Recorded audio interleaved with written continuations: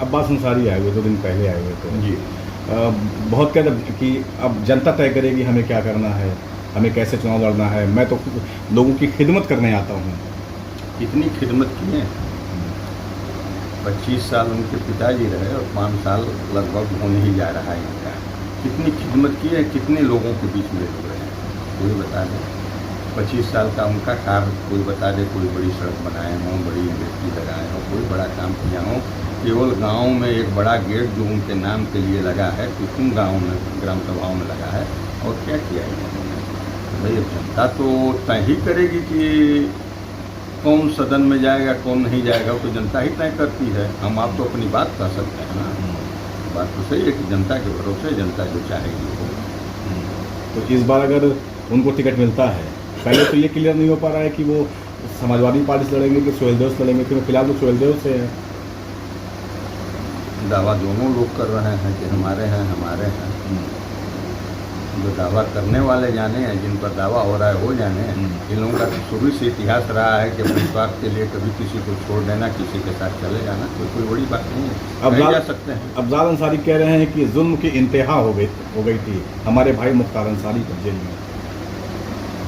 Jail तो jail होती है। अब गाजीपुर वाली सुविधा तो मिलेगी नहीं। ये भारतीय जनता पार्टी की सरकार है और खुद योगी जी गद्दी पर बैठे हैं, तो मुख्तार क्या किसी को सुविधा नहीं मिलेगी जो गाजीपुर जेल में होती रहे। साहब सारे लोगों को पता रहा कि गाजीपुर जेल में क्या होता रहा है, तो सुविधा तो मिल ही नहीं रही, तो दर्द तो होना है, तो लाजमी है। इशारे से उन्होंने ये भी कह दिया कि अब्बास अंसारी मुख्तार का बेटा है, जनता सब जानती है।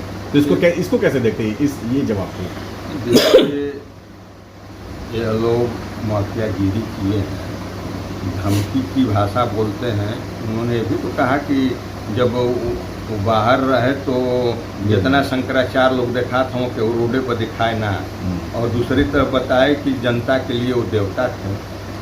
तो देवता या माफिया दोनों में एक बात करनी पड़ेगी कि दबंग थे, माफिया थे, लोग डरते थे, रोड पर निकलते नहीं थे। रोड पर रहे ही कितना दिन, 2005 से जेल में ही रहे ना, तो रोड पर रहे कितना दिन। 96 में विधायक हुए, 2005 से लगातार जेल में हुए।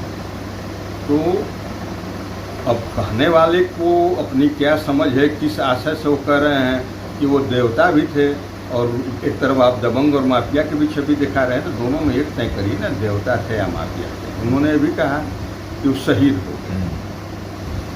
आप बताइए कि अगर किसी माफिया गुंडे को अगर हम शहीद कहेंगे, तो अशफाकुल्ला खां, ब्रिगेडियर उस्मान, वीर अब्दुल हमीद, चंद्रशेखर आज़ाद, भगत सिंह, राजगुरु, इनको क्या कहेंगे? ये एक शहीदों का अपमान नहीं हुआ जो देश के लिए शहीद हुए?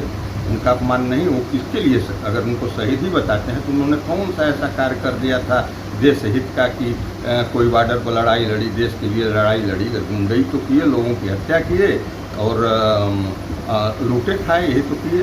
देखा जाए तो अगर कोई भी माफिया अगर मरता है तो उसको शहीदी का दर्जा लोग देंगे फिर नहीं। अब तो एक तो नई मांग हो गई ना, और ऐसे लोगों पर, ऐसे बयानों पर निश्चित कार्रवाई होनी चाहिए। यह बहुत गलत बयान है और शहीदों का अपमान है। आप कार्रवाई कराएंगे? हम कार्रवाई कराएंगे नहीं कराएंगे, लेकिन होनी चाहिए। यह प्रशासन को चाहिए कि इस तरह की अगर भाषा बोलता है कोई तो उसके खिलाफ कार्रवाई हो। अच्छा, उन्होंने ये भी कहा अफजाल अंसारी ने कि अब्बास पे अगर जुल्म नहीं होता तो आज वो कोई खिलाड़ी होता, बड़ा खिलाड़ी, वो तो शूटर था, राष्ट्रीय शूटर था, कई बार गोल्ड मेडल लाया है। कभी किसी ने देखा गोल्ड मेडल, ब्रांज मेडल, किसी तरह का मेडल किसी ने कभी कोई देखा? और किस तरह के अंतर्राष्ट्रीय और राष्ट्रीय खिलाड़ी थे? वह अभय चौटाला जो थे, चौटाला परिवार से इनके संपर्क थे, वहीं लोग रहते होते थे फरारी के दिनों में।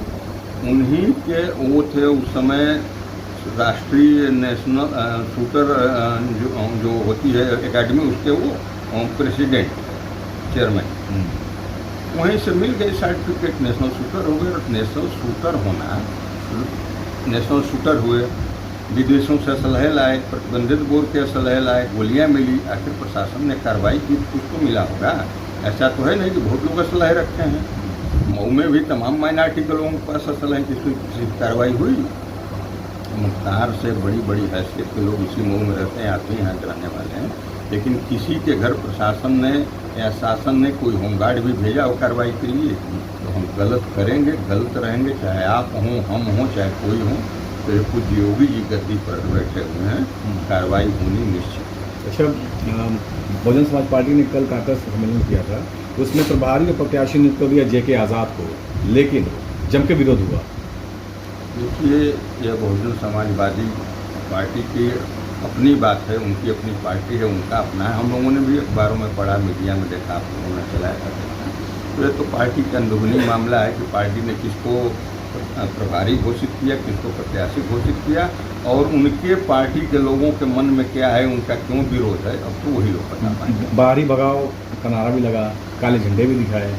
बाहरी भगाओ का नारा तो मुँह में बहुत दिनों से लग रहा है, और एक तरह से कहिए कि ये सूट भी करता है मऊ बाहरी लोगों को, प्रवासी लोगों को सूट भी करता है। आपने भी देखा उनके अपने जितने लोग रहे हैं, 2 लोगों को छोड़कर रहता है, बाकी बाहर के ही लोग हैं। जिलाध्यक्ष बसपा के कह रहे हैं कि वो बसपा के कार्यकर्ता नहीं थे, यानी पहले बस जब तक नाम घोषित नहीं हुआ था तब तक वो कार्यकर्ता थे, जब उन्होंने विरोध कर दिया तो कार्यकर्ता नहीं हुआ। ये बात तो बहुजन समाज पार्टी को समझनी चाहिए, या उनके जिलाध्यक्ष को समझनी चाहिए, या उनके ऊपर जो उनपर हैं हों कि भाई अगर हमने पार्टी ने, अगर ऊपर के संगठन ने, शीर्ष नेतृत्व ने अगर किसी को प्रभारी घोषित किया, प्रभारी अन्य पार्टियों में ये माना जाता है कि उसको प्रत्याशी मानकर घोषित किया जाता है। तो और नीचे के लोग अगर विरोध करते हैं तो पार्टी को सोचना चाहिए ना कि हमारा जिलाध्यक्ष